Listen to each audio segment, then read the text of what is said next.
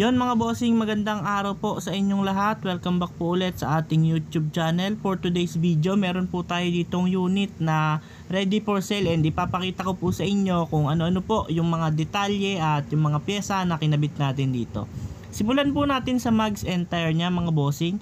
Ang size po ng mags nito is size 13 and ang tire naman po niya is 205/60 ang series, and ayan po yung differential niya sa harap, naka I-beam type siya. Ayan po, double bar. Ayan, hindi po siya naka center post. And ayan naman po yung kanyang bumper mga bossing. Simple lang yung bumper niya, maikli lang at hindi siya ganong kahabaan kasi standard lang po yung size ng unit na to. Ayan, may dalawang fog lamp sa bumper and ito po yung makina, pasisilip ko po sa inyo. Ayan, nakalagay sa hood, Toyota 4K po.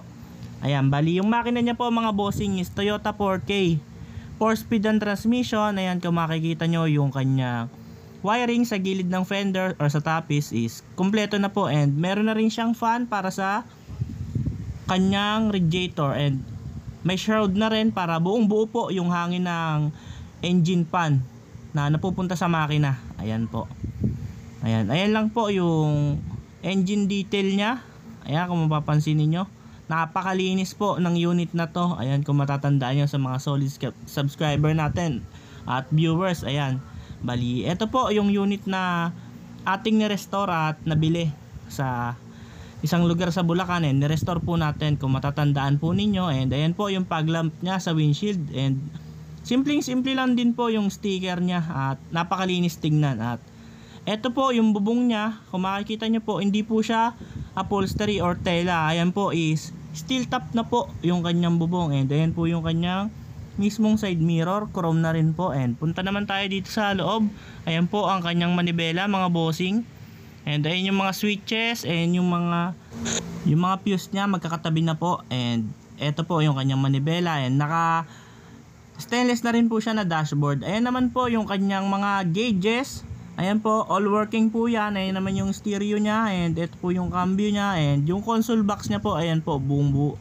And ito naman po yung kanyang handbrake. Meron na rin po, kahit ganito po kaliit na unit, kailangan po natin lagyan talaga ng handbrake kasi lahat po halos nang nilalabas natin na owner type Jeep, importante po ang handbrake mga bossing. And ito naman po yung view sa loob.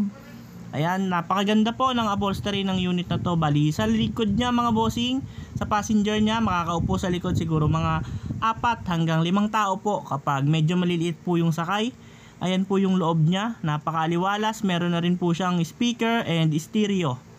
Ayan po, stainless po yung kinabit natin dito na upuan para wala na pong tanggalan at wala na rin bulukan katulad ng bubong nya.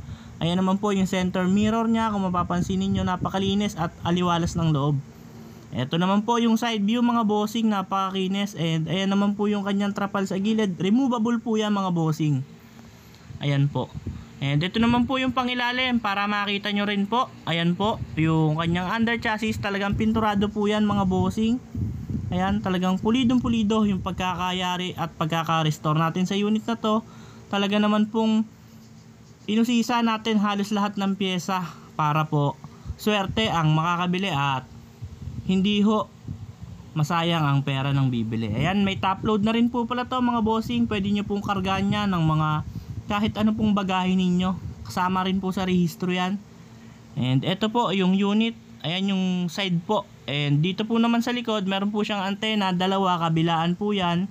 And ayan po yung ilaw sa baba, yung pinaka reverse light nya. And may cover na rin pala ng reserba. Yung reserba nya may cover na pong upholstery para hindi po mabulok. Hanggang likod po yan, steel top mga bossing. And ito naman yung kabilang side mga boss. Bali, simple lang tong unit na to. Standard size yung haba. At pure stainless po siya ang kagandahan. At 4K engine ang gasoline. Ayan po mga bossing.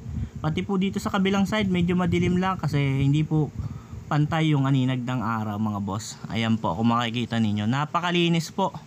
Pagkakayari natin, meron lang mga talsik. Hindi naman po natin maiiwasan ng mga talsik kasi dadaan din tayo sa mga tubig. Bali, dito naman po tayo sa passenger side na view.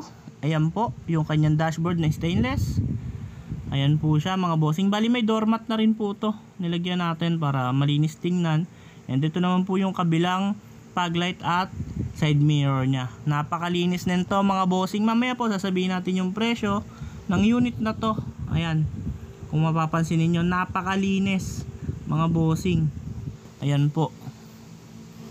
Ayan siya. Ganyan lang po siya kahaba at standard lang po. Bali 4x10 lang po yung haba nitong unit na to, 10 feet.